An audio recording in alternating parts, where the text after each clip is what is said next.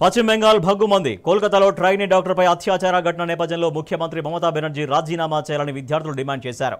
నబర్నా అభిజన్ rally పేరుతో పశ్చిమ బంగా ఛాత్ర సమాజ్ అనే విద్యార్థి సంఘం చేపట్టిన సచివాలయ ముట్టడి కార్యక్రమం హింసాత్మకంగా మారింది. పోలీసులు నిరసనకారుల మధ్య ఘర్షణలు చోటు చేసుకున్నాయి. మరోవైపు డిఏ పెంచాలని ఉద్యోగులు రోడ్డెక్కారు. విద్యార్థులు ఉద్యోగుల ర్యాలీల నేపథ్యంలో కోల్కతాలో 4,000 మందితో భారీ పోలీసు బందోబస్తును ప్రభుత్వం ఏర్పాటు చేసింది.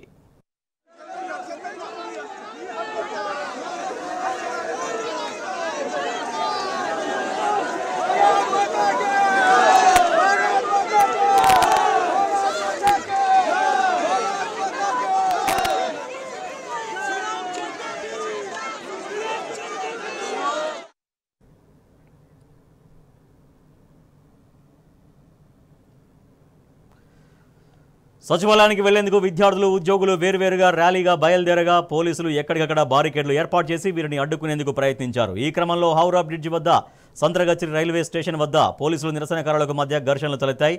నిరసనకారుల్ని చెదరగొట్టేందుకు పోలీసులు లాఠీ చార్జ్ చేసి జల ఫిరంగులు, టియర్ గ్యాస్ను ప్రయోగించారు. ఈ ఘర్షణలతో రోజంతా కోల్కతాలో తీవ్ర ఉద్రిక్తతలు తలెత్తాయి. పోలీసుల చర్యకు నిరసనగా బుధవారం 12 గంటల పాటు రాష్ట్రవ్యాప్త బంద్కు పశ్చిమ బంగాల్ బీజేపీ అధ్యక్షుడు సుకంత మజుందర్ పిలుపునిచ్చారు.